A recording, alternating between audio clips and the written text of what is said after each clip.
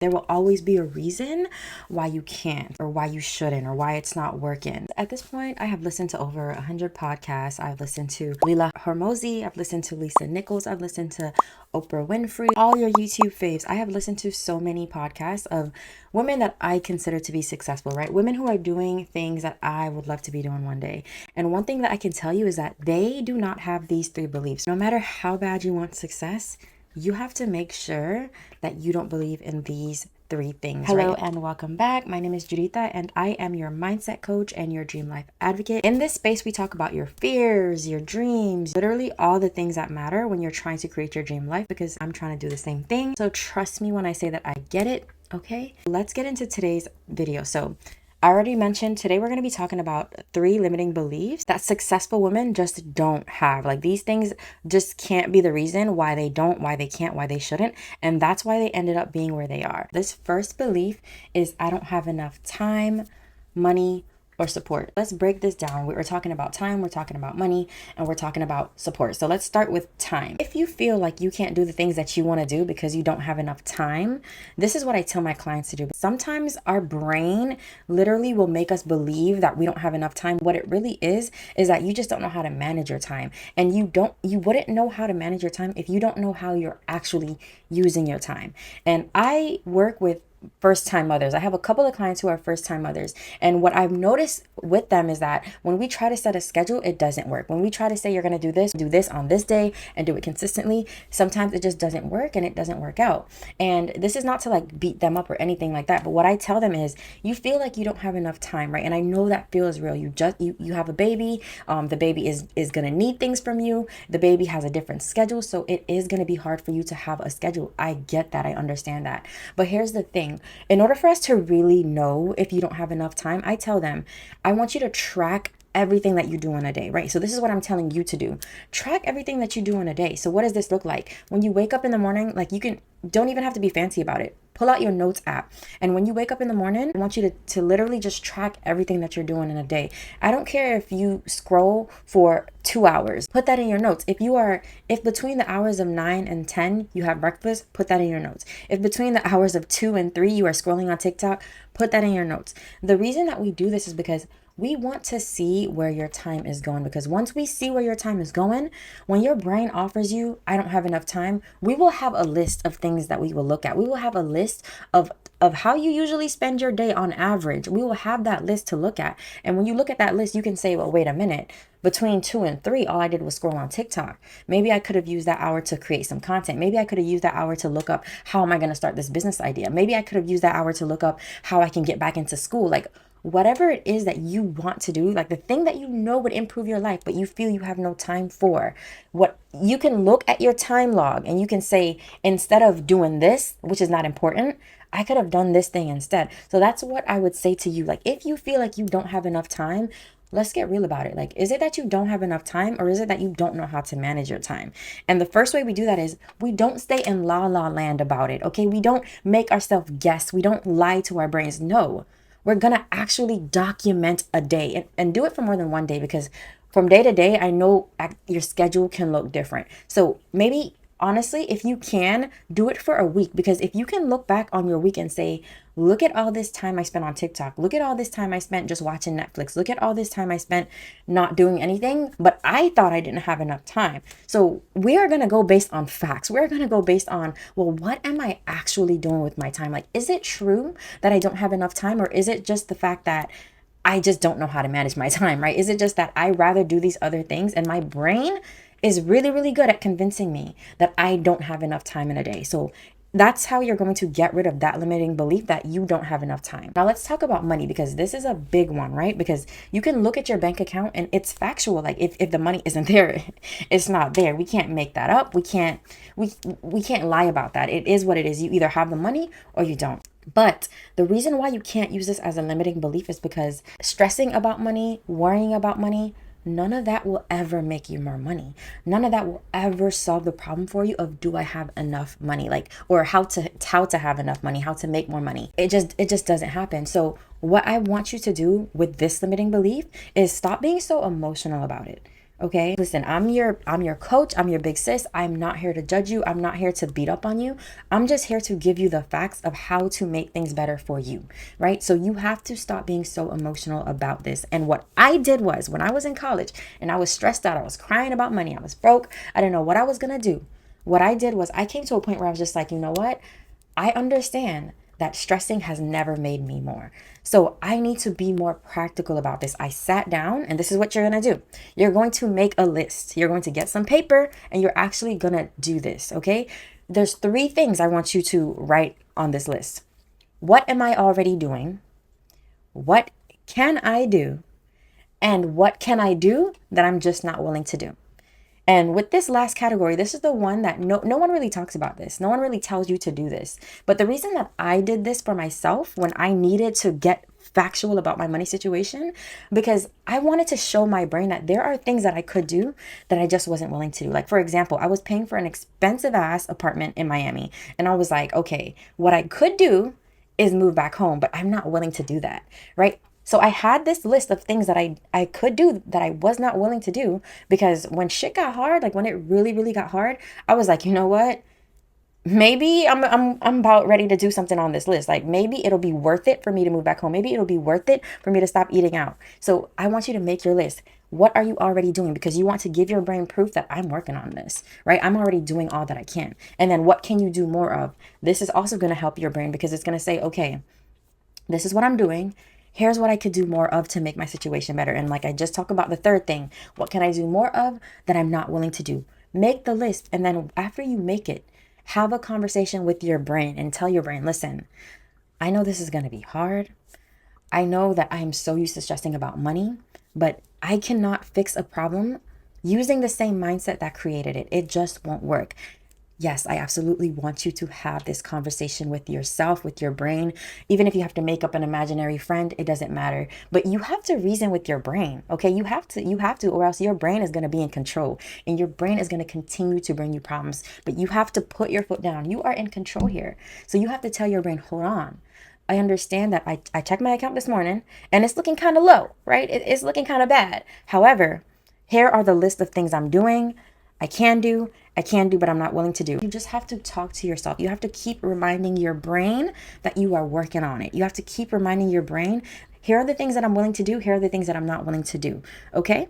So that's how you're going to get rid of that limiting belief about money, right? That's how you're going to at least alleviate it. Now, the 3rd thing here was support.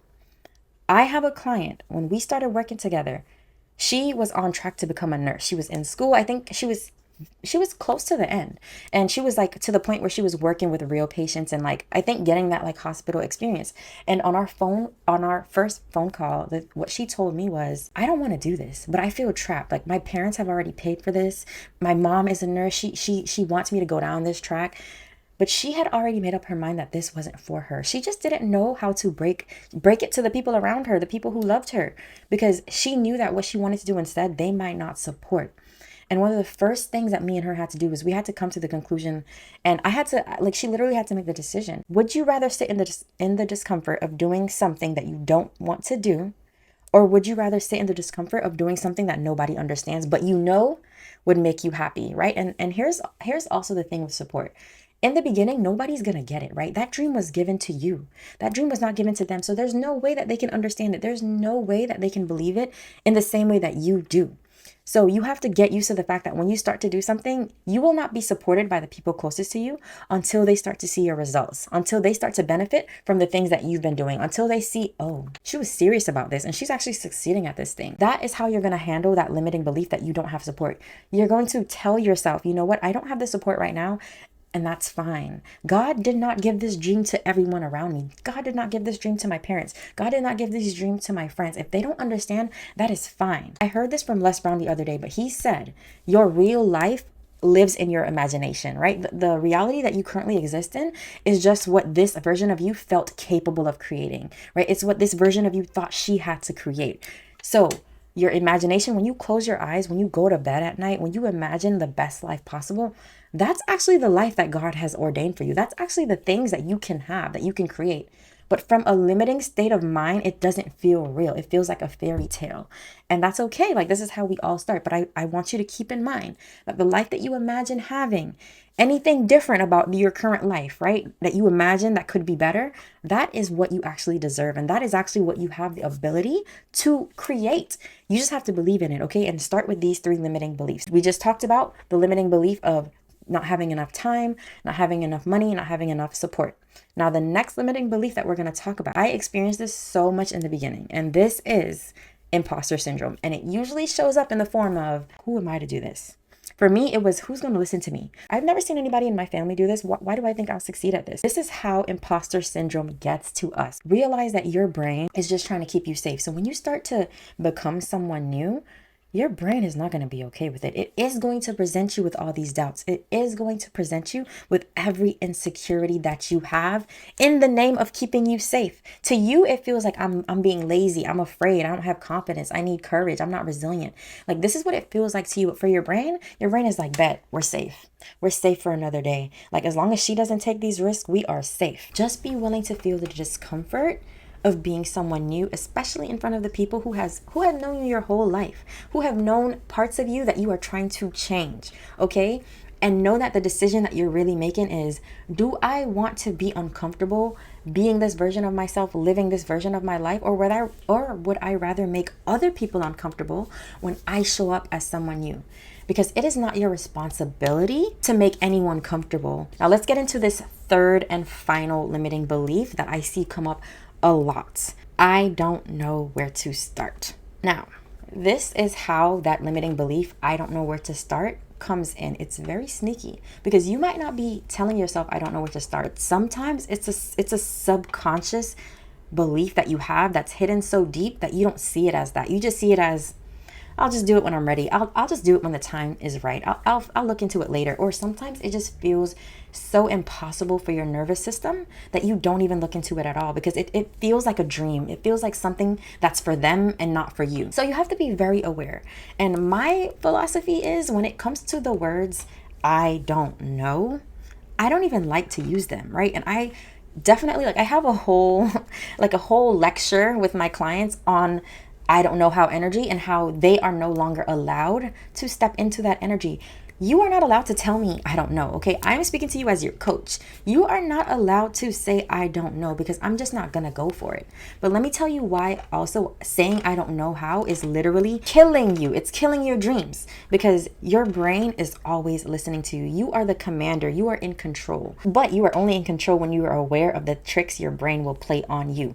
That is the only way you are in control. So when you say I don't know, your brain is automatically gonna go to, oh, okay, why try? Like, we don't know. We've already decided that we don't know. But when you ask your brain something like, what is 2 plus 2? It gives you 4. What is 3 plus 3? It gives you 6. Your brain is going to give you an answer, but you have to ask the right questions. You have to make the right statements. So even in this moment, if you genuinely feel like your goal is so big, your dream is so big, the way that you want to change your life feels like such a big move, like leaving that relationship feels so big, tell yourself, right? You're going to change the verbiage around how you talk about it. It's no longer, I don't know what I'm going to do. I don't know where to start. I don't know. Now you are going to say instead, I don't know how yet. I don't know why yet. I don't know where yet.